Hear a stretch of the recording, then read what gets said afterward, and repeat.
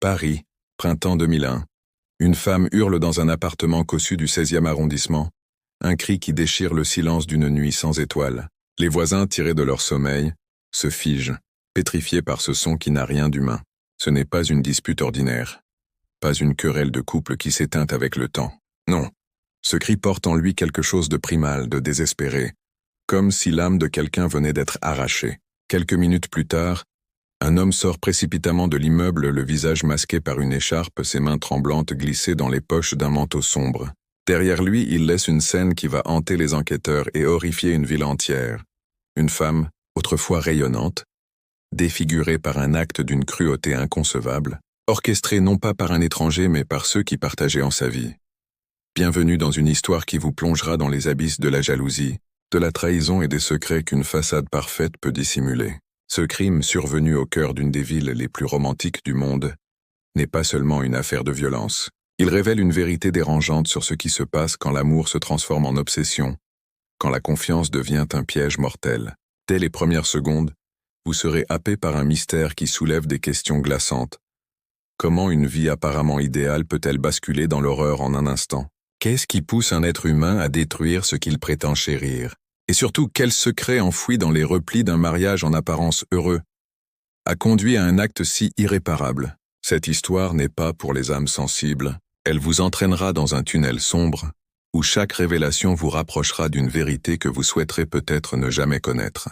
Ce crime, c'est une fracture dans l'idée même de la sécurité, celle de votre foyer, de vos proches, de ceux en qui vous pensez pouvoir avoir confiance. Car derrière les murs élégants de cet appartement parisien, quelque chose de monstrueux s'est réveillé, et ce monstre n'est pas un inconnu. Il marchait parmi eux, partageait leurs repas, leurs rires, leurs nuits, et pourtant personne n'a rien vu venir.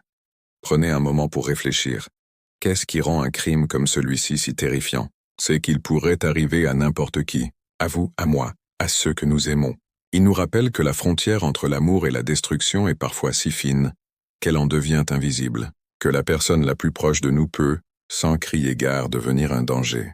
Ce récit va vous confronter à cette fragilité, à l'idée que même dans les moments les plus ordinaires, le mal peut surgir tapi dans l'ombre d'un sourire familier. Alors, si vous êtes prêt à plonger dans ce mystère, à découvrir une vérité qui pourrait changer à jamais votre façon de voir ceux qui vous entourent, faites un geste simple. Laissez un j'aime sur cette vidéo. En faisant cela, vous permettez à plus de personnes de découvrir cette histoire glaçante, de plonger avec nous dans les méandres de l'âme humaine. Et dans les commentaires, écrivez cette phrase. Je suis prêt à découvrir la vérité cachée. En la partageant, vous devenez partie prenante de cette quête, un membre de notre communauté de curieux, de ceux qui osent regarder l'inexplicable en face. Bravo à vous d'avoir choisi d'explorer ce mystère avec nous, de chercher à comprendre ce que tant d'autres préfèrent ignorer. Préparez-vous, car ce qui vient maintenant contient une révélation clé qui changera à jamais votre vision de l'esprit humain. Paris, avril 2001. L'appartement du 16e arrondissement, niché dans une rue bordée de platanes, semblait tout droit sorti d'un tableau impressionniste. Les balcons en fer forgé, les volets bleu pâle, les lampadaires diffusant une lumière dorée. Tout respirait l'élégance et la sérénité. Au 3e étage, derrière les rideaux de lin blanc, vivait un couple que tout le monde enviait. Claire Beaumont, 32 ans, était une femme d'une beauté discrète mais magnétique. Ses cheveux châtains ondulés encadraient un visage où brillaient des yeux d'un vert profond, et son sourire avait le don de mettre n'importe qui à l'aise. Elle travaillait comme restauratrice d'art, redonnant vie à des toiles anciennes dans un atelier près du Louvre. Son mari, Julien Beaumont, 35 ans, était un architecte prometteur, connu pour ses projets mêlant modernité et respect du patrimoine parisien. Ensemble, ils formaient un duo parfait, celui que les voisins décrivaient comme le couple idéal. Leur appartement était un cocon de raffinement. Des meubles en bois massif, des étagères remplies de livres d'art et de poésie, une cheminée où crépitait un feu doux lors des soirées d'hiver. Les Beaumont recevaient souvent, organisant des dîners où le vin coulait à flots et où les conversations s'étiraient jusqu'à minuit. Les invités repartaient toujours avec le même sentiment, celui d'avoir touché du doigt une vie dont tout le monde rêvait. Claire avait un rire cristallin qui semblait apaiser les tensions, et Julien, avec son charme nonchalant, racontait des anecdotes sur ses chantiers avec une aisance qui captivait l'assemblée. Mais ce que personne ne voyait, c'était la fissure invisible qui s'était formée dans ce tableau idyllique, une fissure si fine qu'elle passait inaperçue, même pour ceux qui les connaissaient le mieux. À quelques portes de là vivait une autre femme, Élise Moreau. Élise, 29 ans, était la voisine des Beaumont, une présence discrète mais intrigante dans l'immeuble. Elle avait emménagé un an plus tôt avec son mari, Vincent, un homme d'affaires souvent absent pour ses voyages professionnels. Élise était différente de Claire. Là où Claire rayonnait d'une chaleur naturelle, Élise semblait porter un mystère, une aura de retenue. Ses cheveux noirs, coupés au carré, encadraient un visage pâle, presque spectral, et ses yeux sombres semblaient toujours observer le monde avec une intensité particulière. Elle était illustratrice de livres pour enfants, travaillant depuis un petit bureau aménagé dans son appartement. Ses dessins, délicats et étrangement mélancoliques, étaient publiés dans des recueils qui commençaient à se faire un nom dans les librairies parisiennes. Claire et Élise s'étaient rapprochées peu à peu. Tout avait commencé par un échange anodin dans l'escalier, une conversation sur la pluie qui trempait les pavés parisiens. Puis un soir, Claire avait invité Élise à prendre un thé, et ce qui aurait pu rester une politesse de voisinage s'était transformé en une amitié inattendue. Elles partageaient des après-midi à parler d'art, de littérature, de la vie. Claire admirait la créativité d'Élise, sa capacité à donner vie à des mondes imaginaires. Élise, elle, semblait fascinée par l'assurance de Claire, par cette façon qu'elle avait de naviguer dans le monde comme si rien ne pouvait l'atteindre. Mais sous cette amitié naissante, quelque chose de plus sombre couvait, quelque chose que ni l'une ni l'autre ne voulait admettre. Julien, le mari de Claire, avait remarqué Élise dès son arrivée dans l'immeuble. Il n'en parlait jamais, mais il y avait dans ses regards une curiosité qu'il ne parvenait pas à dissimuler entièrement. Élise, de son côté, semblait l'ignorer, ou peut-être feignait-elle de ne rien voir. Vincent, le mari d'Élise, était rarement là, toujours en déplacement pour des contrats à l'étranger, laissant sa femme seule dans leur appartement aux murs ornés de ses dessins. Cette absence pesait sur Élise, bien qu'elle n'en parlât jamais. Claire, toujours attentive, avait perçu cette solitude. Elle invitait Élise de plus en plus souvent, comme pour combler ce vide. Mais ce que Claire ignorait, c'était que ces gestes de bonté, si sincères fussent-ils, allaient déclencher une chaîne d'événements qu'aucun d'eux n'aurait pu anticiper. Un soir, lors d'un dîner chez les Beaumont, l'atmosphère était particulièrement électrique. Julien avait bu plus que de coutume, et ses plaisanteries, d'ordinaire légères, prenaient une teinte plus acérée. Élise était là, assise à la table, son verre de vin à peine touché. Claire, comme toujours, jouait son rôle d'hôtesse parfaite, mais quelque chose dans ses gestes trahissait une tension nouvelle. Peut-être était-ce la façon dont Julien posait ses yeux sur Élise un peu trop longtemps, ou la manière dont Élise répondait à ses questions avec une politesse froide, presque calculée. Les autres invités n'avaient rien remarqué, trop occupés à rire et à discuter. Mais dans ce triangle invisible formé par Claire, Julien et Élise, un courant souterrain s'était mis à circuler. Un courant fait de regards furtifs, de silences lourds, de mots non dits. Ce soir-là, après que les invités furent partis, Claire resta seule dans la cuisine, rangeant les assiettes avec une lenteur inhabituelle. Julien était monté se coucher, mais elle ne pouvait chasser une pensée qui s'était insinuée dans son esprit. Elle repensait à un moment précis de la soirée, lorsque Julien avait effleuré la main d'Élise en lui passant une assiette. Un geste anodin, presque imperceptible, mais dans ce contact, Claire avait cru voir quelque chose, une intention, une étincelle. Elle avait secoué la tête, chassant cette idée. Après tout, Julien l'aimait. Leur mariage était solide, n'est-ce pas? Et Élise était son amie. Une femme qu'elle admirait, qu'elle considérait presque comme une sœur. Pourtant, cette nuit-là, Claire ne dormit pas. Elle resta éveillée, les yeux fixés sur le plafond, écoutant le souffle régulier de son mari à ses côtés, tandis qu'une question s'installait dans son esprit. Et si tout ce qu'elle croyait connaître de ceux qu'elle aimait n'était qu'une illusion? De l'autre côté du couloir, Élise non plus ne dormait pas. Assise à son bureau, un crayon à la main, elle traçait des lignes sur une feuille blanche. Mais ses dessins, d'ordinaire si délicats, prenaient une tournure étrange. Les visages qu'elle esquissait semblaient déformés, leurs traits tordus par une émotion qu'elle ne nommait pas. Elle repensait à la soirée, à la façon dont Julien l'avait regardée, à la manière dont Claire avait souri. Un sourire qui semblait cacher une ombre. Élise savait que quelque chose avait changé, même si elle ne pouvait pas encore mettre de mots dessus. Elle reposa son crayon, le regard perdu dans l'obscurité de son appartement vide. Dehors, Paris dormait, ignorant que dans cet immeuble, élégant, un drame était sur le point de se nouer. Un drame qui allait laisser une marque indélébile sur ceux qui en seraient témoins. Les semaines qui suivirent ce dîner prirent une teinte étrange, comme si un voile invisible s'était posé sur les relations entre Claire, Julien et Élise. L'appartement des Beaumont, autrefois un havre de chaleur, semblait désormais imprégné d'une tension sourde, palpable dans les silences qui s'étiraient entre les mots. Claire, toujours intuitive, sentait que quelque chose clochait, mais elle ne parvenait pas à mettre le doigt dessus. Elle observait Julien, cherchant dans ses gestes, ses regards, un indice qui confirmerait ou infirmerait ce doute qui la rongeait. Était-ce son imagination? Ou y avait-il vraiment quelque chose de changé dans la façon dont il parlait, dans la manière dont il évitait parfois son regard? Elle se surprenait à analyser chaque détail, la façon dont il rangeait son téléphone un peu trop vite, les soirs où il rentrait plus tard en prétextant des réunions sur des chantiers. Mais Julien restait fidèle à lui-même en surface, toujours charmant, toujours attentionné. Et cela rendait les soupçons de Claire encore plus insupportables. Elle se sentait coupable de douter, coupable de laisser son esprit s'égarer dans des scénarios qu'elle jugeait absurdes. De son côté, Élise semblait se replier sur elle-même. Ses visites chez les Beaumont se faisaient plus rares, et quand Claire l'invitait, elle trouvait toujours une excuse, un dessin à terminer, une deadline à respecter, une fatigue soudaine. Pourtant, lors des rares moments où elles se croisaient dans l'escalier ou dans le hall de l'immeuble, Élise affichait un sourire poli, mais ses yeux semblaient ailleurs, comme absorbés par une pensée qu'elle ne partageait pas. Claire, qui avait toujours admiré l'introspection d'Élise, commençait à percevoir cette distance comme une barrière. Elle se demandait si elle avait dit ou fait quelque chose de mal, si leur amitié, qu'elle chérissait tant, était en train de s'effilocher sans qu'elle comprenne pourquoi. Une fois, alors qu'elle prenait un café dans un petit bistrot près de l'immeuble, Claire tenta de briser ce mur. « Élise, est-ce que tout va bien?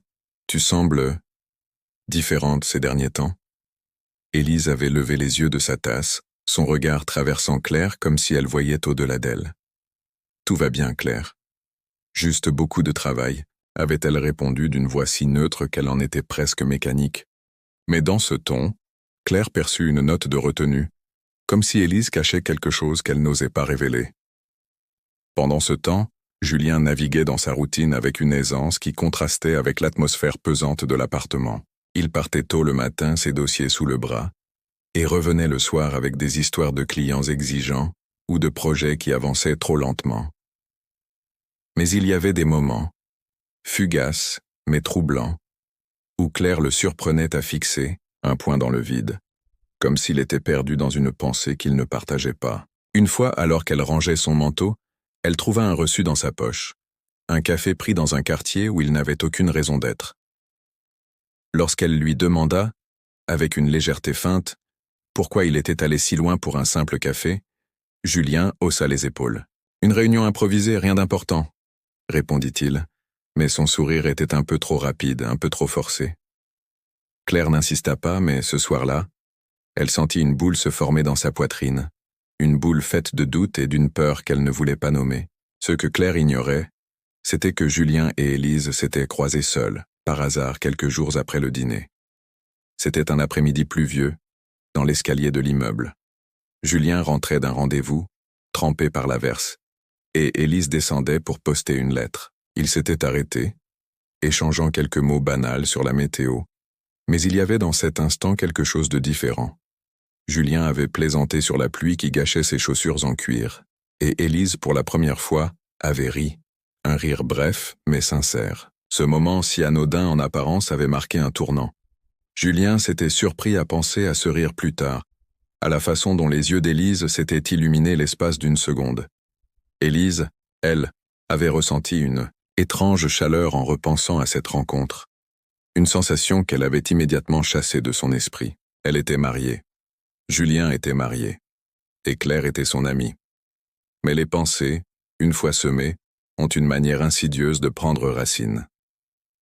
Vincent, le mari d'Élise, était de retour à Paris pour quelques jours. Contrairement à Julien, Vincent était un homme austère, presque distant, absorbé par son travail. Il parlait peu, et quand il était là, il semblait toujours ailleurs, ses yeux rivés sur son téléphone ou sur des documents qu'il annotait sans relâche. Élise, qui avait appris à vivre avec cette distance, ne s'en plaignait jamais. Mais dans l'intimité de leur appartement, loin des regards, elle ressentait un vide qu'elle comblait en dessinant, en créant des mondes où les émotions étaient libres, où les personnages qu'elle inventait pouvaient exprimer ce qu'elle taisait. Pourtant, depuis ce bref échange avec Julien dans l'escalier, ses dessins avaient changé.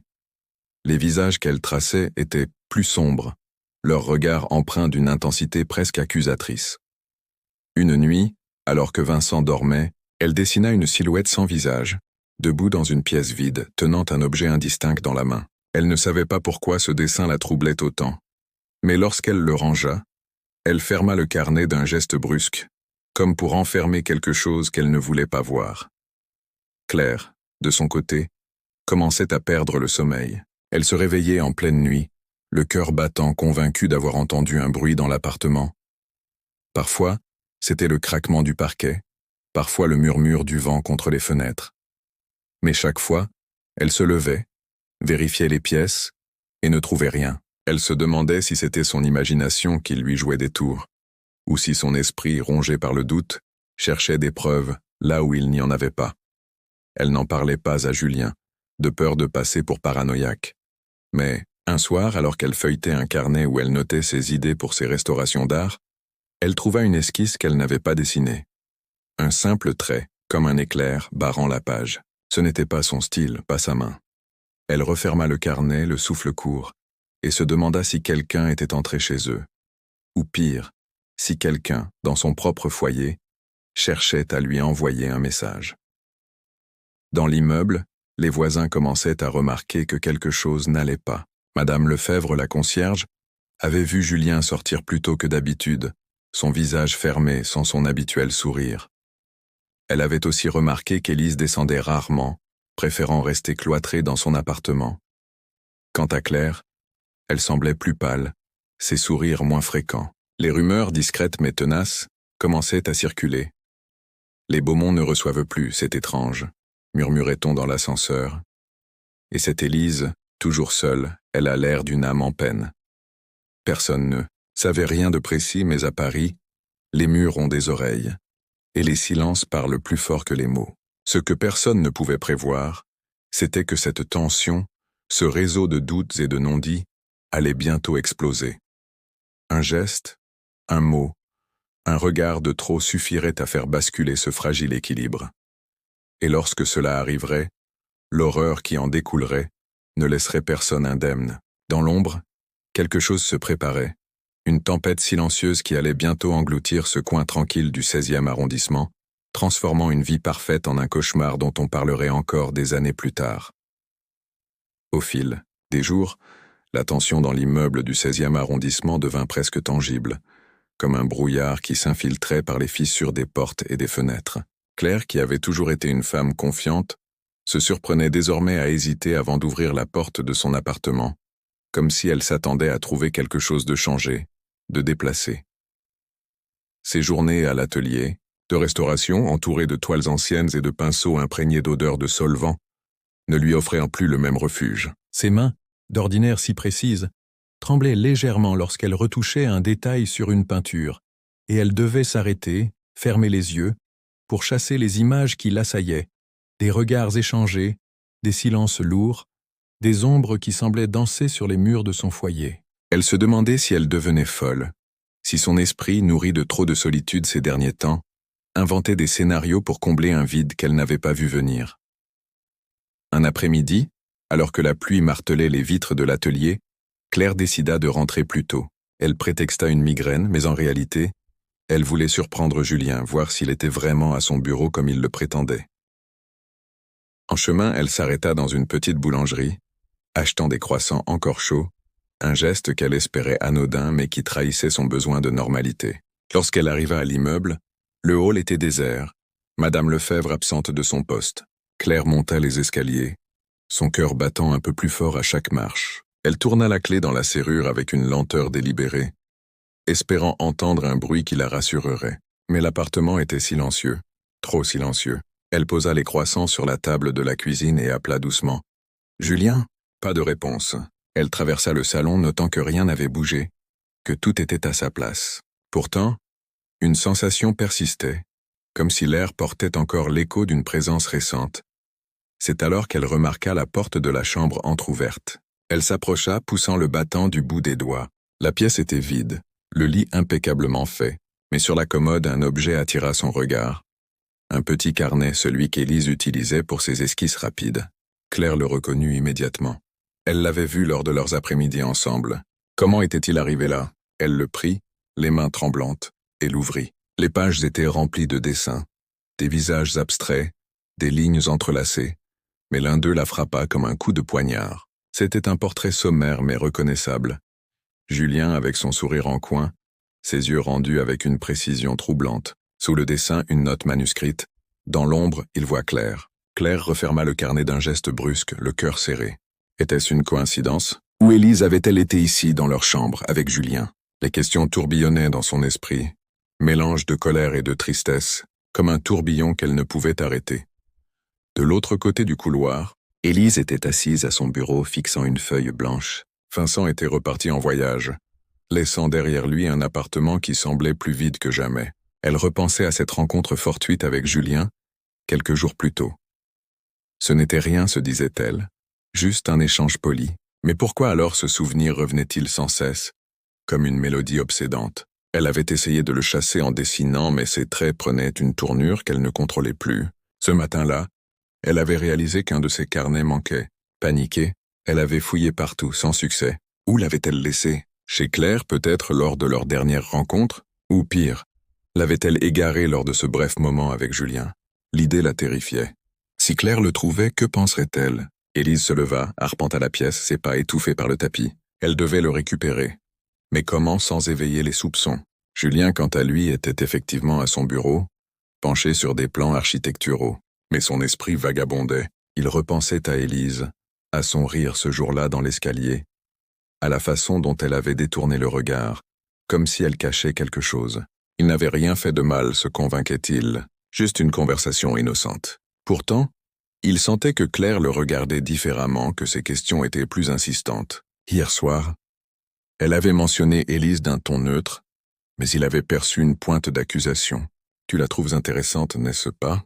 avait-elle dit en servant le dîner. Julien avait ri, balayant la remarque d'un geste. « C'est ton amie, Claire. Je la connais à peine. » Mais intérieurement, il se sentait piégé, comme si un filet invisible se resserrait autour de lui. Il n'y avait rien entre Élise et lui, rien de concret. Mais les pensées, ces ombres fugaces, suffisaient à instiller le doute. Ce soir-là, Claire confronta Julien. Ils étaient assis dans le salon, un verre de vin à la main, la cheminée allumée pour chasser l'humidité de l'automne naissant. Elle posa le carnet sur la table basse, sans un mot. Julien le regarda surpris. « Qu'est-ce que c'est » demanda-t-il, feignant l'ignorance. Claire le fixa, ses yeux verts brillants d'une intensité nouvelle. « C'est à Élise. Je l'ai trouvée dans notre chambre. Explique-moi. » Julien hésita, cherchant les mots. « Elle a dû l'oublier ici un jour où elle est venue te voir. » « Je ne sais pas. » Mais sa voix manquait de conviction. Claire se leva, les larmes aux yeux. « Ne me mens pas, Julien. Je vois comment tu la regardes. Je sens qu'il y a quelque chose. » Julien se défendit, haussant le ton. « Tu imagines des choses ?»« Élise est ta voisine, ton amie. »« Il n'y a rien. » La dispute s'envenima. Les mots volèrent comme des flèches, blessant sans tuer, laissant des plaies invisibles. Élise, entendant les voix à travers le mur mitoyen, se figea. Elle reconnut les tons, la colère, son carnet. Il devait être là-bas. Elle se sentit coupable, même si elle n'avait rien fait. Vincent absent, elle était seule avec ses pensées, et cette dispute semblait la viser directement. Elle s'approcha de la porte, hésitant à frapper, à expliquer. Mais elle recula. Mieux valait attendre. Demain, elle irait voir Claire, s'excuserait pour le carnet égaré. Mais au fond d'elle, une peur s'installait. Et si cette amitié, cette proximité avait semé les graines d'un malentendu insurmontable? Les jours suivants, l'atmosphère s'alourdit encore. Claire évitait Julien, dormant sur le canapé sous prétexte d'insomnie. Julien, frustré, passait plus de temps dehors prétextant du travail. Élise, quant à elle, se terrait dans son appartement, dessinant frénétiquement pour évacuer l'angoisse. Ses illustrations prenaient une teinte sombre, des formes tordues, des regards hantés. Une nuit, elle rêva d'un visage déformé, criant dans le vide. Elle se réveilla en sueur, le cœur battant. Était-ce un présage? Ou juste son imagination exacerbée par la tension ambiante? Dans l'immeuble, les rumeurs enflaient. Madame Lefebvre chuchotait à qui voulait l'entendre que les Beaumont se disputaient souvent, que la voisine Moreau semblait impliquée. Les autres résidents hochèrent la tête, curieux mais prudents. Personne n'osait intervenir. Paris, avec son indifférence polie, laissait les drames se nouer en silence. Mais sous cette surface calme, quelque chose bouillonnait, prêt à éclater. Un geste de trop, une parole maladroite, et le fragile équilibre basculerait dans l'irréparable. L'atmosphère dans l'immeuble du 16e arrondissement était devenue étouffante, comme si les murs eux-mêmes retenaient leur souffle en attendant l'inévitable. Claire, rongée par un doute qui s'était transformé en obsession, passait ses journées à osciller entre colère et désespoir. Elle avait rangé le carnet d'Élise dans un tiroir, mais son existence la hantait, comme un secret murmuré dans l'obscurité. Chaque fois qu'elle croisait Julien dans l'appartement, elle cherchait dans ses yeux une trace de mensonge, une faille dans son armure de normalité. Julien, de son côté, se sentait acculé. Il n'avait rien à se reprocher de concret. Mais les accusations voilées de Claire l'avaient poussé à la défensive, transformant leurs échanges en champs de mine, où chaque mot pouvait exploser. Il rentrait plus tard, prétextant des délais sur ses projets architecturaux, mais en réalité, il errait dans les rues de Paris, cherchant un répit dans le bruit de la ville. Un soir, alors que la nuit enveloppait la capitale d'un manteau de brume, Claire décida qu'il était temps d'affronter la vérité. Elle avait passé l'après-midi à l'atelier, mais au lieu de travailler sur ses toiles, elle avait fixé le vide, repensant à chaque moment partagé avec Élise. Leur amitié, si spontanée au début, lui semblait maintenant teintée d'une ombre qu'elle n'avait pas vue venir. Était-ce de la jalousie qu'elle ressentait, ou simplement la peur de perdre ce qu'elle avait construit avec Julien? En rentrant, elle trouva l'appartement vide. Julien n'était pas encore là. Elle s'assit dans le salon, les lumières tamisées, et attendit. Lorsque la porte s'ouvrit enfin, Julien entra, l'air fatigué, son manteau encore sur les épaules. « Claire » murmura-t-il en la voyant. Elle se leva, le regard dur. « Nous devons parler. Vraiment parler. » La conversation commença calmement, mais rapidement. Les voix montèrent. Claire sortit le carnet, le posant sur la table comme une preuve irréfutable. « Explique-moi ça, Julien. Comment ce carnet s'est-il retrouvé dans notre chambre ?» Julien secoua la tête, exaspéré. « Je te l'ai dit, je n'en sais rien. » Peut-être qu'Élise l'a laissé lors d'une de ses visites. Pourquoi imagines-tu toujours le pire? Claire sentit une vague de frustration l'envahir. « Parce que je vois comment tu la regardes. Parce que tu changes quand elle est là. Admets-le, Julien. Il y a quelque chose entre vous. » Julien se passa une main dans les cheveux, son visage rougissant sous l'effet de la colère. « Il n'y a rien, absolument rien. C'est toi qui crées des fantômes, là où il n'y en a pas. Notre mariage est en train de s'effondrer à cause de tes suspicions infondées. » De l'autre côté du mur, Élise entendait tout. Assise dans son salon, un livre ouvert sur les genoux qu'elle ne lisait pas, elle percevait les éclats de voix, les accusations qui volaient comme des accusations indirectes contre elle. Son cœur battait fort, un mélange de culpabilité et de confusion. Elle n'avait rien fait pour encourager Julien, rien qui justifie cette tempête. Pourtant, elle se sentait responsable, comme si sa simple présence avait allumé la mèche. Vincent était absent une fois de plus, en voyage d'affaires à Lyon, la laissant seule avec ses pensées tourmentées. Elle se leva, hésitant à intervenir, à frapper à la porte pour clarifier les choses. Mais la peur la retenait. Et si cela empirait tout? Elle opta pour l'attente, espérant que la nuit apaiserait les esprits. Mais la dispute chez les Beaumont ne s'apaisa pas. Julien, poussé à bout, admit enfin une partie de la vérité. « D'accord, j'ai parlé à Élise. Juste parler. C'était innocent, Claire. Mais toi, avec tes questions constantes, tu me fais sentir comme un criminel. » Claire sentit son monde vaciller. « Parler? Quand? Pourquoi ne m'as-tu rien dit? » Julien haussa les épaules. « Parce que je savais que tu réagirais comme ça. Tu es jalouse, possessive. Élise est juste différente. » Elle écoute, sans juger. Ces mots furent comme un poignard pour Claire. Elle recula, les larmes coulant sur ses joues. « Différente? Et moi, qu'est-ce que je suis pour toi maintenant? Une habitude? » Julien tenta de la prendre dans ses bras, mais elle le repoussa. « Hors d'ici. J'ai besoin d'être seul. » Julien quitta l'appartement, claquant la porte derrière lui. Il descendit les escaliers, l'esprit en feu, et se retrouva dans la rue sous la pluie fine qui avait commencé à tomber. Il marcha sans but, traversant les ponts sur la Seine, observant les lumières de la ville qui se reflétaient dans l'eau sombre. Il se sentait perdu, piégé dans un engrenage qu'il n'avait pas vu se former. Élise n'était rien pour lui, ou du moins c'est ce qu'il se répétait. Mais dans cette nuit solitaire, il se demanda si Claire n'avait pas raison, si un sentiment diffus n'avait pas germé sans qu'il s'en rende compte. Pendant ce temps, Claire resta prostrée dans le salon, enveloppée dans une couverture, fixant le carnet d'Élise. Elle l'ouvrit à nouveau, parcourant les dessins, cherchant des indices dans les lignes tracées. Chaque esquisse semblait lui parler, lui murmurer des secrets qu'elle ne voulait pas entendre. Elle se sentait trahie, non seulement par Julien mais aussi par Élise, cette amie qu'elle avait accueillie comme une sœur. Une idée folle lui traversa l'esprit. Et si Élise avait tout orchestré, si elle avait laissé le carnet exprès pour semer le doute? Claire secoua la tête, chassant cette pensée. C'était ridicule.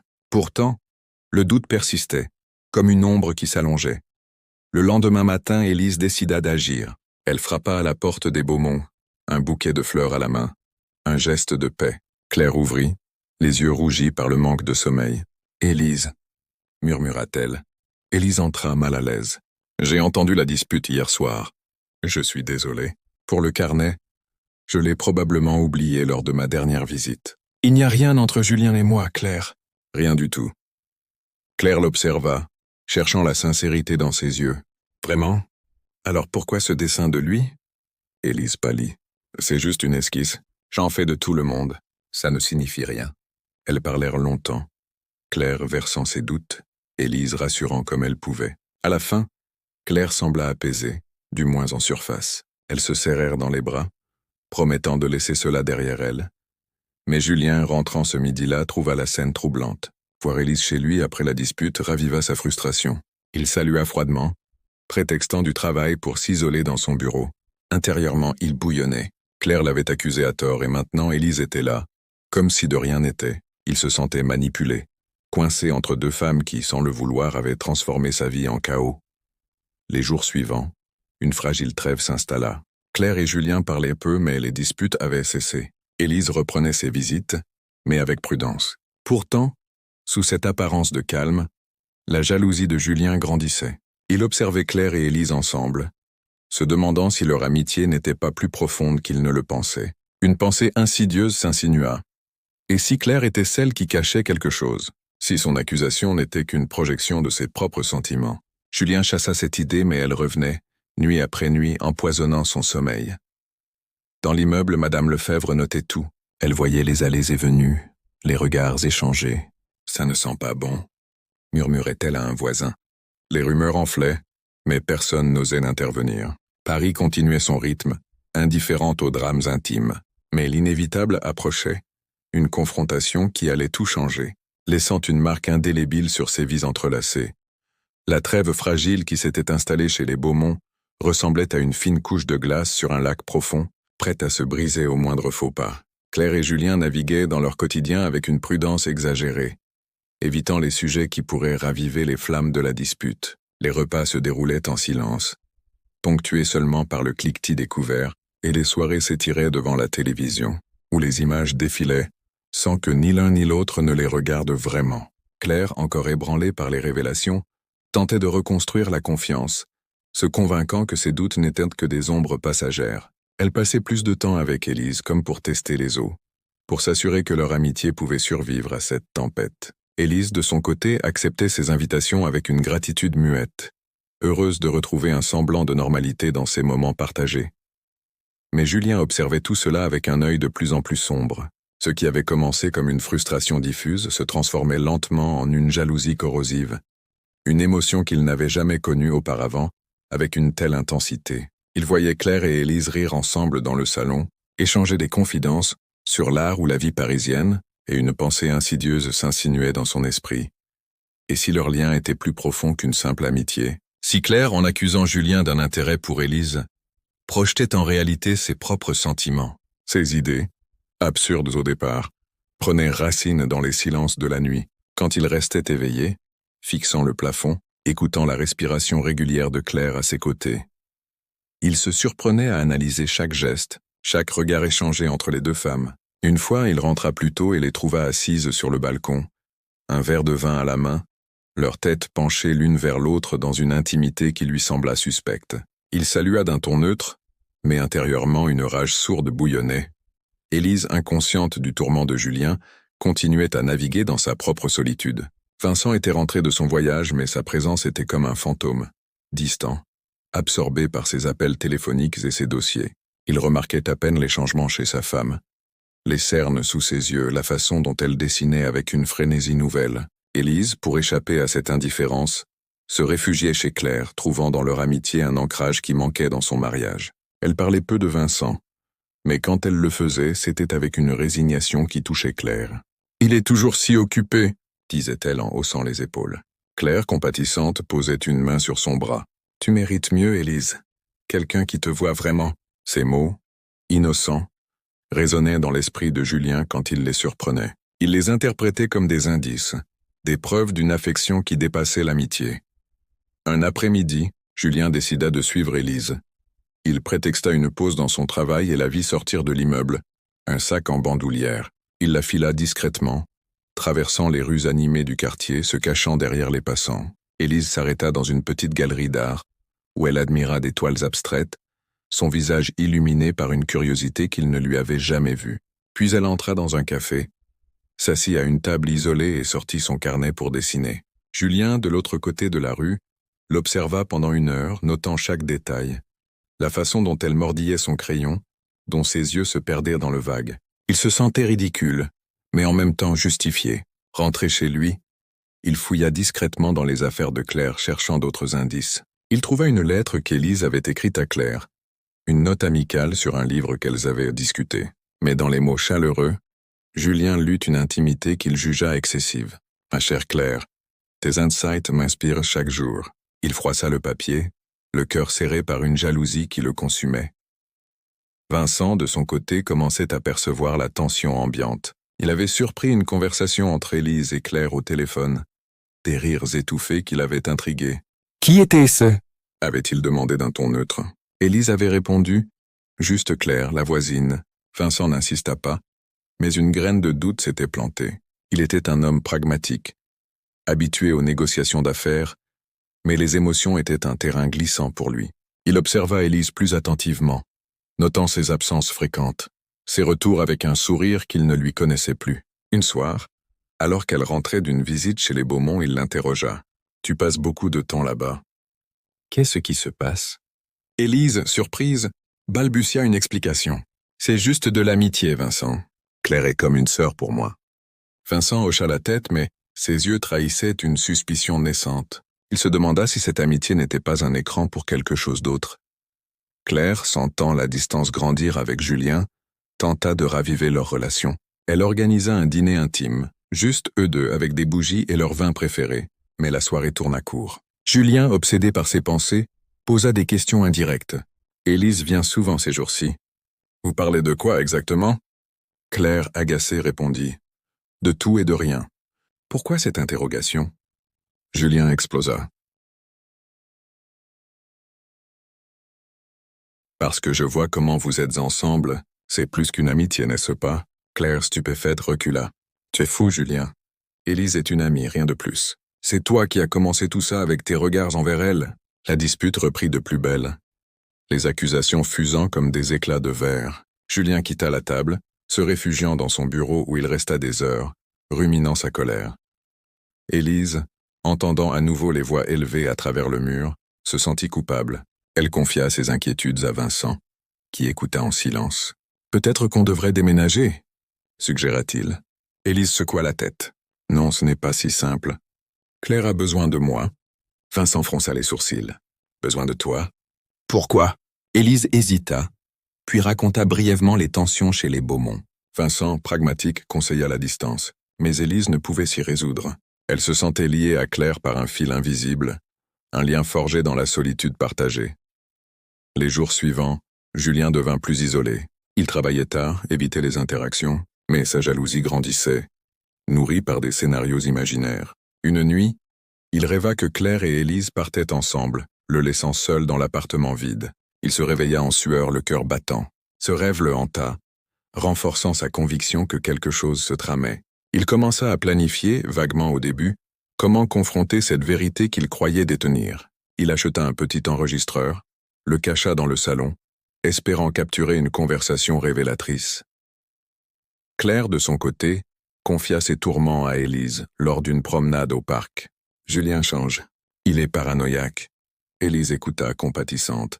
Peut-être qu'il a peur de te perdre. Elles marchèrent en silence, le vent automnal faisant tourbillonner les feuilles. Pour la première fois, Claire se demanda si leur amitié n'était pas devenue toxique, si elle n'alimentait pas les démons de Julien. Vincent, rentrant d'un voyage court, trouva Élise distraite. Il pressa pour des détails, et elle avoua les disputes des voisins. Vincent, protecteur, suggéra d'intervenir. « Je vais parler à Julien. » Élise le dissuada. Ça empirerait les choses. Mais Vincent, sentant une menace diffuse, commença à observer l'immeuble avec plus d'attention. Dans cet enchevêtrement de suspicions, l'air semblait chargé d'électricité. Chaque regard, chaque mot portait un poids nouveau. Julien, consumé par sa jalousie, approchait d'un point de non-retour. Il ne savait pas encore comment, mais il sentait qu'il devait agir pour protéger ce qui lui appartenait. L'immeuble, autrefois paisible, était devenu un cocon de tensions prêtes à éclater, menant inexorablement vers un acte qui marquerait tous à jamais.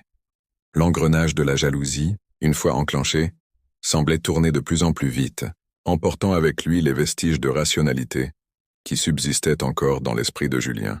Les nuits étaient devenues un calvaire, peuplées de rêves où Claire et Élise s'éloignaient de lui, leurs silhouettes fusionnant dans une brume indistincte, le laissant seul face à un vide abyssal. Il se réveillait en sursaut, couvert de sueur, et fixait Claire endormie à ses côtés, se demandant si cette femme qu'il avait aimée avec tant de ferveur n'était pas en train de lui glisser entre les doigts. Le jour, il fonctionnait en pilote automatique, dessinant des plans architecturaux d'une main mécanique, tandis que son esprit vagabondait dans des scénarios sombres.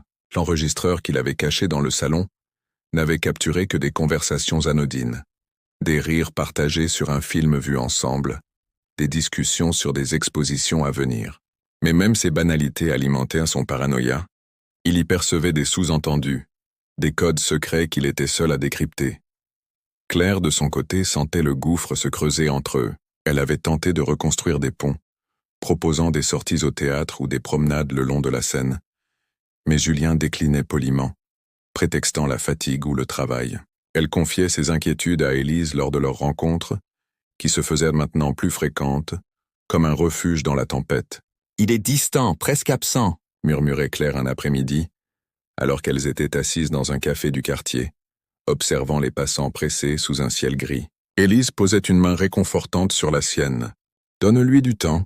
Les hommes comme Julien ont parfois besoin d'espace pour réfléchir. » Claire hochait la tête, mais au fond d'elle, une peur sourde grandissait. Et si leur mariage était irrémédiablement brisé? Elle repensait à leur début, à ces années 90 où ils s'étaient rencontrés à l'université, pleins de rêves et d'ambitions.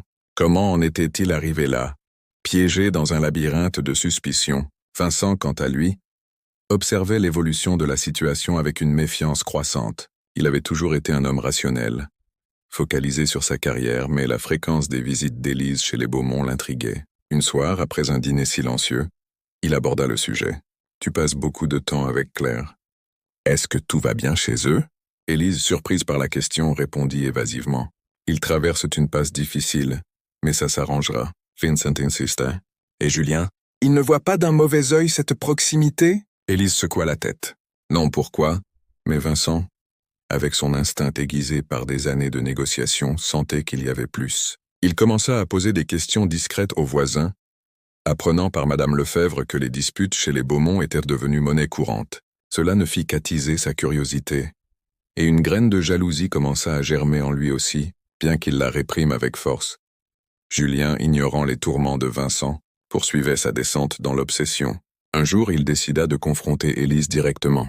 Il attendit un moment où Claire était à l'atelier et frappa à la porte des Moreau. Élise ouvrit, surprise de le voir seul. « Julien, Claire n'est pas avec toi ?» Il entra sans y être invité, son visage tendu. « Il faut qu'on parle. De toi et Claire ?» Élise recula mal à l'aise. « Qu'est-ce que tu veux dire ?» Julien ferma la porte derrière lui. « Je sais ce qui se passe. Vos regards, vos secrets. Tu es en train de me l'apprendre. » Élise pâlit. « Oh, tu délires, Julien. Claire est mon amie, rien de plus. Sors d'ici !» Mais Julien, emporté par sa rage, éleva la voix. « Ne mens pas. J'ai vu comment vous êtes ensemble. C'est plus qu'une amitié. » Élise tenta de le calmer, mais ses mots ne faisaient qu'attiser le feu. Vincent n'était pas là, et Élise se sentit vulnérable pour la première fois. Julien partit enfin, laissant Élise tremblante qui verrouilla la porte derrière lui. Cet incident marqua un tournant. Élise raconta tout à Claire ce soir-là, les larmes aux yeux. « Ton mari est fou. Il pense qu'il y a quelque chose entre nous. » Claire, choquée, confronta Julien à son retour. « Comment as-tu osé ?» Élise est terrifiée. Julien, au lieu de s'excuser, contre-attaqua. « Elle ment. Elles mentent toutes les deux. » La dispute atteignit un paroxysme, avec des objets jetés à travers la pièce, des cris qui résonnèrent dans l'immeuble. Madame Lefebvre appela la police, mais lorsque les agents arrivèrent, tout était calme. Julien avait quitté l'appartement, errant dans les rues nocturnes, son esprit en ébullition. Il se réfugia dans un bar, buvant pour oublier, mais l'alcool ne fit qu'amplifier ses démons. Il imaginait Claire et Élise complotant contre lui, riant de sa naïveté. Vincent, rentrant tard ce soir-là, trouva Élise en pleurs. Elle lui raconta la visite de Julien, ses accusations folles. Vincent, furieux, serra les poings. « Je vais lui parler. » Élise le retint. « Non, ça empirera. Laisse la police s'en occuper si nécessaire. » Mais Vincent, protecteur, ne pouvait rester inactif. Le lendemain, il croisa Julien dans le hall et l'affronta. « Reste loin de ma femme, Beaumont, ou tu auras affaire à moi. » Julien, les yeux injectés de sang après une nuit blanche, ricana. « Ta femme ? C'est clair qu'elle veut. » Ouvre les yeux. Vincent le poussa contre le mur, mais Madame Lefebvre intervint, séparant les deux hommes. L'incident alimenta les rumeurs dans l'immeuble, transformant le lieu en un foyer de tension palpable. Claire, dévastée, envisagea la séparation. Elle passa la nuit chez une amie, laissant Julien seul avec ses pensées. Il fouilla l'appartement, cherchant des preuves imaginaires, déchirant des lettres, renversant des drawers. Rien. Mais son esprit, prisonnier de sa jalousie, fabriquait des réalités alternatives. Il se convainquit que Claire et Élise prévoyaient de partir ensemble, le laissant ruiner émotionnellement. Une idée noire germa. Il devait agir pour les arrêter, pour protéger son mariage, même si cela signifiait briser quelque chose irrémédiablement. Élise, effrayée, limita ses sorties. Elle dessinait frénétiquement, ses œuvres prenant une teinte apocalyptique, des figures déformées par la peur, des ombres menaçantes. Vincent augmenta ses voyages, mais promit de revenir vite. « Je ne te laisse pas seul avec ce fou !» Mais le destin en décida autrement. Une nuit, alors que Vincent était absent, Julien, ivre de rage et d'alcool, décida que c'en était trop. Il avait ruminé toute la journée, convaincu d'avoir entendu des murmures à travers le mur. Il prépara un plan confus, guidé par une logique tordue. Confronter Élise une dernière fois, lui faire avouer la vérité. Claire rentra tard, trouvant l'appartement vide. Inquiète, elle appela Julien sans réponse. Elle se rendit chez Élise, frappant à la porte. Pas de réponse. Une peur glaciale l'envahit. Elle descendit chez Madame Lefebvre, qui n'avait rien vu. Pendant ce temps, Julien était dans l'appartement des Moreau, ayant forcé la porte discrètement. Élise seule le confronta. « Sors !» cria-t-elle. Mais Julien, les yeux fous, s'approcha. « Dis-moi la vérité sur toi et Claire. » Élise recula, paniquée. La confrontation dégénéra. Julien perdant tout contrôle, son esprit brisé par des mois de tourments. Lorsque Claire força la porte avec l'aide de la concierge, la scène qu'elle découvrit la glaça jusqu'à l'os. Élise gisait au sol, son visage marqué par un acte de désespoir irrationnel, orchestré dans un moment de folie. Julien avait fui, laissant derrière lui un chaos qui allait horrifier Paris. Claire hurla, un cri primal qui alerta l'immeuble entier. Les voisins accoururent. La police fut appelée. Vincent, alerté par téléphone, rentra en urgence, dévasté. Cette nuit marqua le point de non-retour, transformant une jalousie ordinaire en un drame qui ébranlerait tous ceux impliqués. L'enquête commencerait bientôt, révélant les couches de secrets et de mensonges qui avaient mené à cette horreur. Le cri de Claire, déchirant la nuit du 16e arrondissement, résonna bien au-delà des murs de l'immeuble.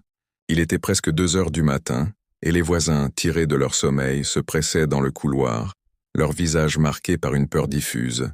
Madame Lefebvre, la concierge, tremblait en tenant le téléphone, répétant à l'opérateur de la police « Venez vite, c'est horrible, c'est horrible ». L'appartement des Moreau, d'ordinaire si calme, était devenu une scène de cauchemar. Élise gisait sur le sol du salon, son visage marqué par une blessure cruelle infligée dans un accès de rage incontrôlé. Ce n'était pas une mutilation sanglante, mais une défiguration délibérée, un acte destiné à laisser une trace indélébile, a transformé une beauté délicate en un masque de douleur. Claire, agenouillée à ses côtés, sanglotait, incapable de détacher ses yeux de son amie, tandis que les voisins, figés à l'entrée, murmuraient des prières ou des exclamations horrifiées. La police arriva rapidement, leurs gyrophares projetant des éclats bleus sur les façades élégantes de la rue. Les officiers bouclèrent l'appartement, interrogeant Claire entre deux crises de larmes. Elle balbutiait, incapable de donner un récit cohérent. « C'est Julien. Il était là. Je ne sais pas ce qui s'est passé. » Les mots s'échappaient comme des fragments d'un puzzle brisé. Élise fut transportée à l'hôpital, encore consciente mais sous le choc. Son regard vide fixé sur un point que personne d'autre ne pouvait voir. Les médecins, en l'examinant, notèrent que la blessure, bien que grave, n'était pas mortelle, mais elle laisserait des cicatrices physiques et psychologiques profondes. Vincent, contacté en urgence, prit le premier train depuis Lyon, son esprit tourbillonnant d'angoisse et de rage. Lorsqu'il arriva à l'hôpital, il trouva Élise dans une chambre stérile, bandée et silencieuse, son monde réduit à un murmure de douleur. Julien, lui, avait disparu dans la nuit. Après avoir quitté l'appartement des Moreau, il avait erré dans les rues de Paris, son manteau sombre se fondant dans l'obscurité. Son esprit était un chaos de pensées contradictoires. Regrets, panique, justification. Il ne comprenait pas pleinement ce qu'il avait fait, comme si une force extérieure avait guidé sa main. Il s'était arrêté sur un pont surplombant la Seine, fixant les eaux noires, envisageant un instant de tout abandonner, de laisser le courant l'emporter. Mais quelque chose le retint. Une peur viscérale, un instinct de survie. Il se remit en marche, changeant de direction à chaque coin de rue, jusqu'à trouver refuge dans un hôtel miteux du 18e arrondissement, payant en liquide pour ne laisser aucune trace. Dans l'immeuble, le choc laissait place à un silence oppressant. Les voisins, réunis dans le hall, échangeaient des hypothèses à voix basse. « Julien ? Il semblait si normal !» murmurait une femme. « J'ai toujours trouvé qu'il avait un regard étrange ces derniers temps. » ajoutait un autre. Madame Lefebvre, les yeux rougis, racontait à qui voulait l'entendre comment elle avait vu Julien sortir précipitamment, son écharpe masquant son visage. Les rumeurs, déjà abondantes, prenaient une tournure sinistre. Certains parlaient d'une liaison secrète, d'autres d'une vengeance orchestrée. Mais personne ne comprenait vraiment ce qui avait poussé un homme apparemment équilibré à commettre un acte aussi impensable. Claire, interrogée par la police dans un bureau exigu, luttait pour rassembler ses pensées. Elle raconta tout. Les disputes, les soupçons, le carnet d'Élise, les accusations de Julien. « Il était convaincu que j'avais une liaison avec elle », expliqua-t-elle, la voix brisée. « Il était obsédé, mais je n'ai jamais pensé qu'il irait si loin. » Les officiers prenèrent des notes, leur visage impassible, mais leurs questions étaient précises, cherchant à établir une chronologie, un mobile. Claire, épuisée, demanda à voir Élise. Mais on lui refusa l'accès, la police souhaitant d'abord recueillir le témoignage de la victime. À l'hôpital, Élise, encore sous l'effet des sédatifs, commençait à parler. Sa voix était faible mais claire. Elle décrivit l'intrusion de Julien, ses accusations délirantes, sa colère incontrôlable. Il disait que je lui avais volé Claire, que je détruisais son mariage. J'ai essayé de le calmer, mais il... Sa voix se brisa, incapable de continuer. L'officier, une femme d'une quarantaine d'années, posa une main compatissante sur son bras. « Prenez votre temps, Madame Moreau. Chaque détail compte. » Élise hocha la tête, mais son regard restait hanté, comme si elle revivait chaque seconde de cette nuit. Vincent, arrivé à l'aube, était dévasté. Il s'en voulait de ne pas avoir été là, de ne pas avoir vu les signes avant-coureurs. Il passa des heures au chevet d'Élise, tenant sa main, murmurant des promesses de justice. Mais intérieurement, il bouillonnait. Il voulait trouver Julien, le confronter, lui faire payer. La police, anticipant sa colère, lui conseilla de rester calme et de leur laisser l'enquête. « Nous le trouverons, Monsieur Moreau. Il ne peut pas aller loin. » Vincent acquiesça, mais son regard trahissait une détermination froide. Pendant ce temps, l'enquête prenait forme. La police fouilla l'appartement des Beaumont, découvrant l'enregistreur caché par Julien, ses notes griffonnées, pleines de divagations sur Claire et Élise. Ils interrogèrent les voisins, reconstituant les mois de tension qui avaient précédé l'attaque. Madame Lefebvre, toujours observatrice, fournit des détails précis sur les allées et venues, les disputes entendues à travers les murs. Un avis de recherche fut émis pour Julien, sa photo diffusée dans les commissariats et les médias locaux. Paris, habitué au drame, s'empara de l'histoire. Les journaux titraient « Crime passionnel dans le 16e, un architecte en fuite. Les spéculations allaient en bon train, transformant l'affaire en un feuilleton macabre. Claire, isolée dans son appartement, refusait de répondre aux appels des amis ou des journalistes. Elle passait ses journées à fixer les murs, repensant à chaque moment où elle aurait pu arrêter cette spirale. Elle se souvenait des premiers jours avec Julien, de leurs rires, de leurs projets. Comment avait-il pu en arriver là? Elle écrivait des lettres à Élise, des mots d'excuses qu'elle n'osait pas envoyer, craignant de raviver la douleur. Une part d'elle voulait croire que Julien n'était pas un monstre, qu'il avait été submergé par une folie temporaire. Mais une autre part, plus sombre, savait que quelque chose s'était brisé pour toujours. Julien, terré dans son hôtel, suivait les nouvelles à la télévision. Chaque reportage était un coup de poignard. Chaque mention de son nom un rappel de sa chute. Il envisageait de se rendre, mais la peur le paralysait. Il repensait à Élise, à son cri, à la rage qui l'avait consumé. Il ne reconnaissait plus l'homme qu'il était devenu. Une nuit, il écrivit une lettre, adressée à Claire, où il tentait d'expliquer l'inexplicable. « Je ne sais pas pourquoi j'ai fait ça. Je t'aimais trop, peut-être. » Il ne l'envoya jamais, la laissant froisser sur la table de chevet. Dans l'immeuble, le silence s'était installé, mais il était lourd, chargé de questions sans réponse. Les voisins évitaient Claire par gêne ou par peur. Élise, encore à l'hôpital, luttait pour retrouver un semblant de normalité, mais chaque miroir était une épreuve. Vincent planifiait déjà leur départ de Paris, convaincu que la ville ne leur offrirait plus jamais la paix. Et quelque part, dans les ombres de la capitale, Julien attendait, invisible mais présent, un fantôme poursuivi par ses propres démons, tandis que l'enquête se resserrait autour de lui. Les jours qui suivirent l'attaque transformèrent le 16e arrondissement en un théâtre d'ombre, où chaque coin de rue semblait murmurer le nom de Julien Beaumont. La police intensifia ses efforts, déployant des patrouilles dans les quartiers où Julien aurait pu chercher refuge.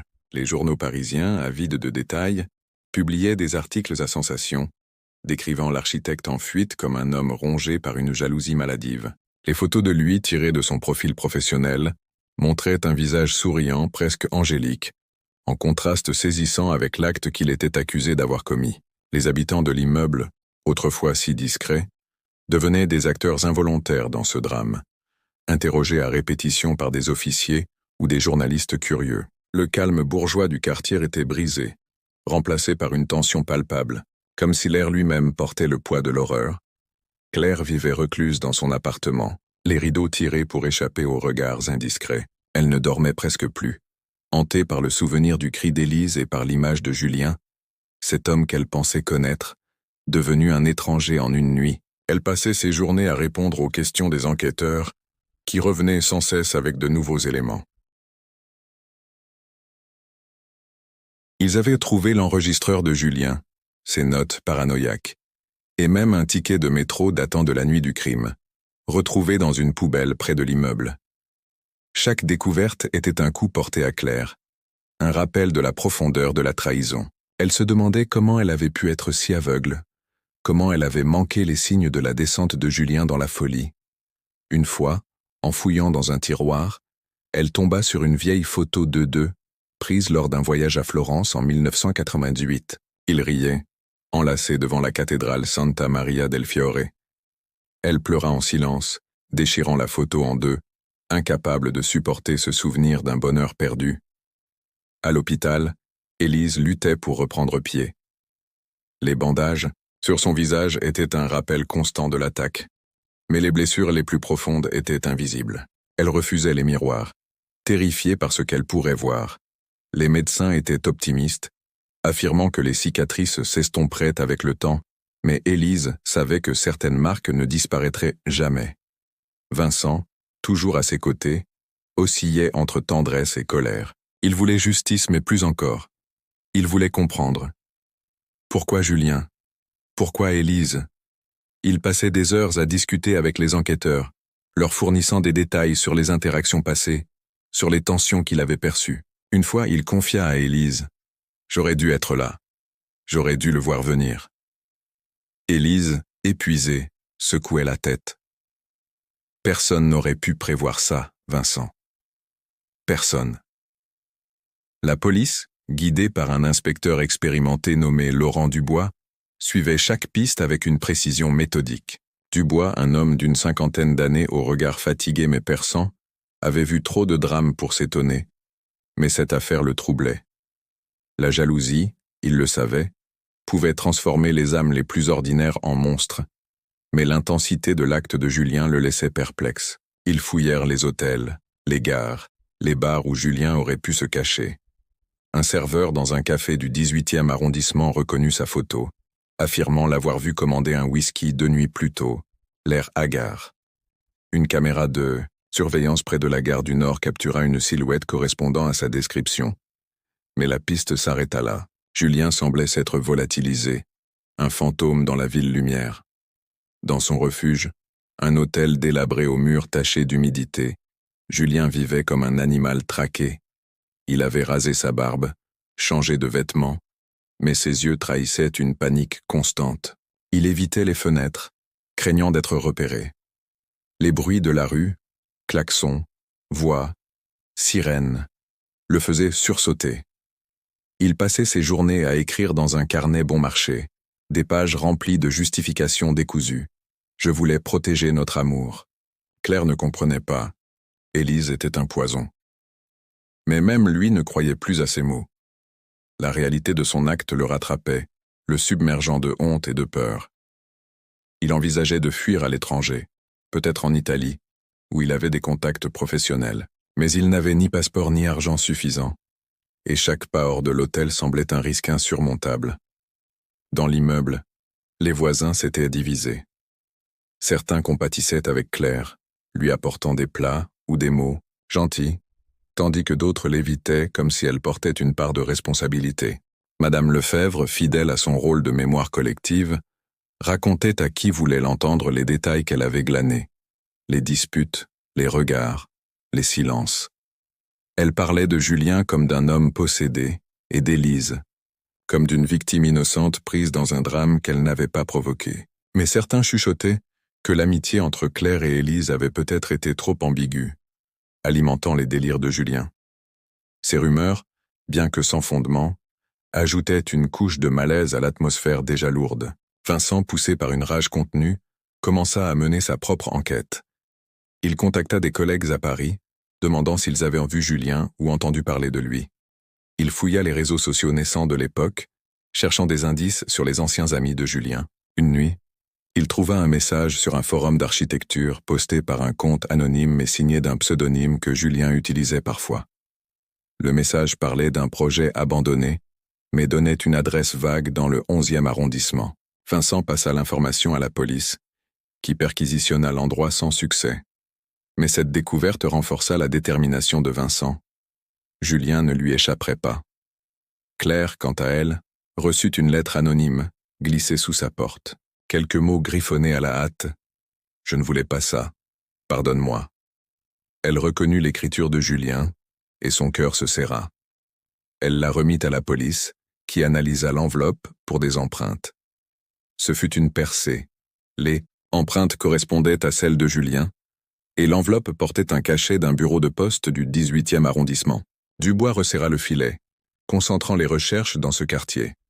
Les patrouilles s'intensifièrent, et les médias relayèrent un appel à témoins, décrivant Julien comme potentiellement dangereux mais instable. Élise, sortie de l'hôpital, s'installa temporairement chez une amie à Montmartre. Incapable de retourner dans l'appartement où l'attaque avait eu lieu, elle recommença à dessiner. Mais ses œuvres étaient désormais des abstractions sombres, des spirales de noir et de rouge, comme si elle purgeait sa douleur à travers son art. Vincent, protecteur, insistait pour qu'il quitte Paris pour de bon. « Cette ville nous a brisés », disait-il. Mais Élise, malgré sa peur, refusait. « Je ne veux pas fuir. » Pas encore. Julien, sentant l'étau se resserrer, changea d'hôtel, payant avec les derniers billets qu'il avait. Il savait que sa fuite ne pouvait durer. Une nuit, alors qu'il regardait un journal télévisé mentionnant son nom, il prit une décision. Il écrivit une autre lettre, plus longue, adressée à Claire et Élise. « Je ne suis pas un monstre. J'ai perdu la tête, mais je ne voulais pas ça. » Il la posta, puis disparut dans la nuit, ignorant que cette lettre serait la clé qui mènerait la police jusqu'à lui. La traque s'accélérait, et Paris, avec ses ruelles et ses secrets, semblait retenir son souffle, attendant le dénouement, d'un drame qui avait transformé un quartier paisible en un lieu marqué par la tragédie. Paris, sous un ciel plombé d'octobre 2001, semblait se refermer sur Julien Beaumont comme un piège. Les rues qu'il arpentait jadis avec assurance étaient devenues un labyrinthe hostile, chaque passant un potentiel dénonciateur. L'inspecteur, Laurent Dubois et son équipe resserraient l'étau, guidés par la lettre que Julien avait envoyée à Claire et Élise. Postée depuis un bureau du 18e arrondissement, elle portait des empreintes claires et une écriture qui ne laissait aucun doute sur son auteur. Les mots, griffonnés dans un mélange de remords et de désespoir, offraient un aperçu de l'esprit brisé de Julien. « Je ne voulais pas faire de mal, j'ai cru que je perdais tout. Je ne suis pas celui que vous pensez. » Mais pour Dubois, ces mots n'étaient pas une excuse, seulement une piste. Les caméras de surveillance autour du bureau de poste capturèrent une image floue d'un homme encapuchonné, correspondant à la description de Julien. La chasse à l'homme s'intensifia, avec des agents fouillant chaque hôtel, chaque bar, chaque recoin où un fugitif pourrait se terrer. Julien, épuisé par des jours de fuite, vivait dans un état de vigilance constante. Il avait abandonné l'hôtel miteux après avoir vu des voitures de police patrouiller dans le quartier. Désormais, il dormait dans des ruelles, sous des ponts, ou dans des cafés ouverts ce tard, où il se fondait parmi les noctambules. Il avait vendu sa montre, un cadeau de Claire, pour quelques euros, assez pour survivre un jour ou deux. Mais son esprit s'effritait. Les visages des passants se mélangeaient à ceux de Claire et Élise, leurs regards accusateurs le poursuivant dans ses rêves éveillés. Il repensait à cette nuit fatale, à la rage qui l'avait submergé, à la façon dont sa main avait agi comme si elle ne lui appartenait plus. Il ne comprenait pas comment il en était arrivé là, lui, l'architecte respecté, l'homme qui avait tout, un mariage heureux, une carrière prometteuse, une vie que tant enviait. Pourtant, chaque pas dans l'ombre le rapprochait d'une vérité qu'il refusait encore d'affronter. Il avait détruit tout cela de ses propres mains. Claire, de son côté, vivait dans un brouillard de douleur et de culpabilité. La lettre de Julien, remise à la police, tournait en boucle dans son esprit. Elle la relisait dans sa tête, cherchant un sens, une explication. Était-ce vraiment de la jalousie qui l'avait poussé à cet acte? Ou y avait-il autre chose, une part de lui qu'elle n'avait jamais connue? Elle passait des heures à l'atelier, mais ses pinceaux restaient immobiles, ses toiles intactes. Les collègues, d'ordinaire si bavards, évitèrent de lui poser des questions, leur regard plein de pitié devenant insupportable. Une fois, elle tenta de rendre visite à Élise à Montmartre, mais Vincent, protecteur, lui demanda d'attendre. « Elle a besoin de temps, Claire. Tu comprends ?» Claire hocha la tête, mais en rentrant chez elle, elle s'effondra, submergée par l'idée qu'elle avait perdu non seulement son mari, mais aussi son amie la plus proche, Élise, installée chez son amie à Montmartre, luttait pour retrouver un semblant de contrôle. Les bandages sur son visage avaient été retirés, révélant des cicatrices encore rouges, mais moins sévères que ce qu'elle craignait. Pourtant, chaque regard dans un miroir était une épreuve, un rappel de cette nuit où sa vie avait basculé. Elle dessinait sans relâche, ses œuvres devenant un exutoire. Des toiles où des formes tourmentées semblaient crier en silence. Vincent, toujours à ses côtés, insistait pour qu'il quitte Paris. « On peut recommencer ailleurs, Élise. Loin de tout ça. » Mais Élise, malgré sa peur, sentait qu'elle devait affronter ce qui s'était passé. Elle écrivit une lettre à Claire qu'elle n'envoya pas, où elle exprimait sa douleur mais aussi son pardon. « Je ne te blâme pas, Claire. Ce n'était pas toi. C'était lui. » Ces mots, même non envoyés, l'aidèrent à respirer un peu plus librement. Vincent, quant à lui, canalisait sa rage dans l'action. Il collaborait avec la police, fournissant des informations sur les habitudes de Julien, ses contacts, ses lieux préférés. Il avait retrouvé un ancien collègue de Julien, qui mentionna un café près de Bastille où il aimait se détendre. Vincent passa l'information à Dubois, qui envoya une équipe surveiller l'endroit. Bien que la piste ne menât à rien, Vincent ne lâchait pas. Il se rendait parfois dans les quartiers où Julien pourrait se cacher, scrutant les visages dans la foule, espérant une confrontation. Une nuit, il crut l'apercevoir dans une rue sombre, mais ce n'était qu'un passant aux traits similaires. Sa frustration grandissait, mêlée d'un désir de justice qui frôlait la vengeance. L'inspecteur Dubois, méthodique, suivait chaque indice avec une patience de chasseur. La lettre de Julien avait réduit le périmètre de recherche et un appel anonyme mentionna un homme correspondant à sa description dans un foyer pour sans-abri près de la gare de l'Est. Dubois et son équipe y firent une descente à l'aube, interrogeant les résidents. Un homme nerveux indiqua avoir vu quelqu'un ressemblant à Julien dormant sous un pont proche. La police fouilla la zone, trouvant un sac abandonné contenant un carnet avec les initiales JBON. À l'intérieur, des pages remplies de pensées incohérentes, des excuses adressées à Claire, à Élise et même à lui-même. Dubois comprit que Julien était au bord de l'effondrement. Le dénouement arriva par une matinée froide lorsque Julien, épuisé, commit une erreur. Affamé, il entra dans une petite épicerie du 18e arrondissement pour acheter du pain. Le caissier, ayant vu sa photo aux informations, alerta discrètement la police. Lorsque Julien sortit, 2 agents en civil l'attendaient. Il tenta de fuir courant à travers les ruelles. Mais ses jambes, affaiblies par des jours de malnutrition, cédèrent. Il s'effondra dans une impasse entouré par les officiers. « C'est fini, Beaumont », dit Dubois, menottes à la main. Julien, les yeux vides, ne résista pas. Il murmura seulement « Dites à Claire que je l'aime ». L'arrestation fit la une des journaux. « Le fugitif du 16e arrondissement appréhendé », titrait Le Figaro. Les détails de l'attaque, jusque-là flous, furent révélés au public, provoquant une vague de choc. Julien fut placé en détention provisoire, en attente d'un procès. Les interrogatoires révélèrent un homme brisé, incapable d'expliquer pleinement son geste. Il parlait de jalousie, de peur de perdre Claire, mais ses mots étaient décousus, comme s'il cherchait encore à comprendre lui-même. Claire, informée par la police, s'effondra en apprenant l'arrestation. Elle refusa de voir Julien, incapable d'affronter l'homme qu'il était devenu. Élise, avertie par Vincent, ressentit un mélange de soulagement et de tristesse. La justice suivrait son cours, mais pour elle, la vérité était plus complexe. Un moment de folie avait détruit 3 vies. Vincent, lui, ne ressentait aucune pitié. Il planifiait déjà leur départ, convaincu que Paris n'était plus un foyer. Dans l'immeuble, les voisins reprenaient lentement leur routine, mais l'ombre du drame persistait. Madame Lefebvre, fidèle à son poste, racontait l'histoire aux nouveaux arrivants. Comme une légende urbaine, Claire mit l'appartement en vente, incapable d'y vivre plus longtemps. Élise et Vincent trouvèrent un logement à Bordeaux, espérant un nouveau départ. Julien, derrière les barreaux, attendait son jugement, hanté par les visages de celles qu'il avait aimées et détruites. La vérité, enfin révélée, laissait un goût amer. Ce n'était pas une histoire d'amour ou de trahison, mais une plongée dans les abysses de l'esprit humain, où la jalousie mal comprise pouvait devenir une arme fatale.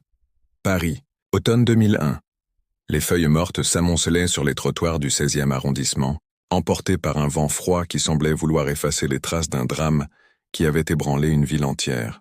L'arrestation de Julien Beaumont avait refermé un chapitre, mais les cicatrices qu'il avait laissées, sur Élise, sur Claire, sur Vincent, et même sur les murs de cet immeuble autrefois paisible, restaient béantes. Ce crime, né d'une jalousie maladive, n'était pas seulement l'histoire d'un homme qui avait perdu pied, c'était un miroir tendu à l'âme humaine, révélant combien la frontière entre amour et obsession peut être fragile, combien un esprit, rongé par le doute, peut transformer une vie ordinaire en une tragédie irréparable. Cette affaire qui avait horrifié Paris nous force à regarder en face une vérité dérangeante.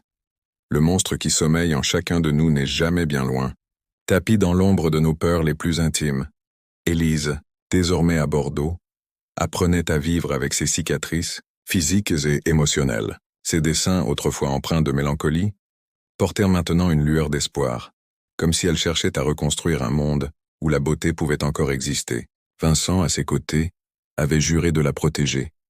Mais il portait lui aussi le poids d'une culpabilité diffuse, celle de ne pas avoir vu venir la tempête.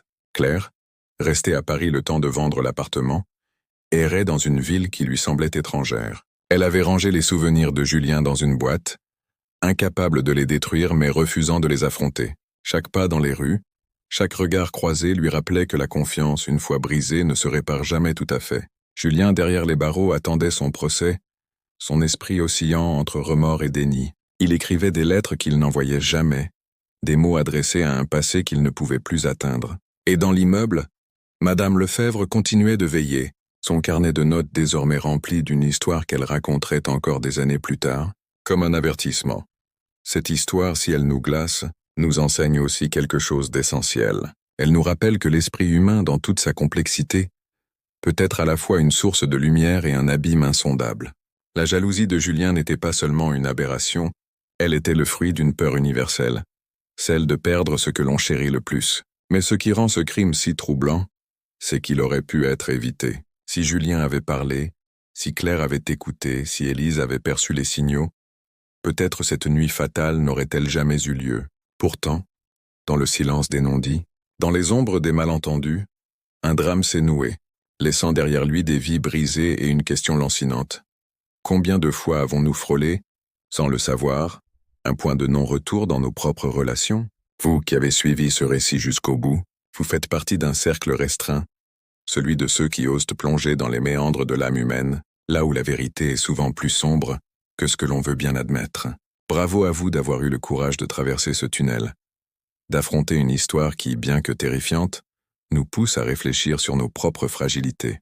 Vous êtes désormais liés à une communauté de curieux, de chercheurs de vérité, de ceux qui refusent de détourner le regard face à l'inexplicable. Ce crime, aussi unique soit-il, n'est qu'une pièce d'un puzzle plus vaste, celui des mystères qui se cachent derrière les façades les plus ordinaires. Alors, prenez un moment pour partager ce que cette histoire a éveillé en vous. Dans les commentaires, écrivez cette phrase. Cette histoire a changé ma façon de voir l'esprit humain. En le faisant, vous vous identifiez comme l'un de nos abonnés les plus engagés, quelqu'un qui n'a pas peur de plonger dans les abysses pour en ramener une vérité cachée. Vos mots, simples mais puissants, renforceront notre communauté, celle de ceux qui cherchent à comprendre ce que tant d'autres préfèrent ignorer. Et si cette histoire vous a marqué, partagez cette vidéo avec ceux qui, comme vous, sont fascinés par l'étrange et l'énigmatique. En la diffusant, vous permettez à d'autres de découvrir ce qui se tapit dans les ombres, derrière les sourires et les vies apparemment parfaites. S'abonner à cette chaîne, c'est rejoindre une quête, celle de déchiffrer l'inexplicable, de donner un sens aux ténèbres qui nous entourent. Imaginez-vous comme un voyageur dans une forêt obscure, où chaque vidéo est une lanterne, éclairant un chemin que peu osent emprunter. Restez avec nous, plongez dans nos autres récits, car l'étrange, le sinistre et le mystérieux n'attendent que votre curiosité pour prendre vie. Continuez à explorer, à questionner, à chercher la lumière dans l'obscurité, car dans chaque histoire, il y a une vérité qui ne demande qu'à être révélée.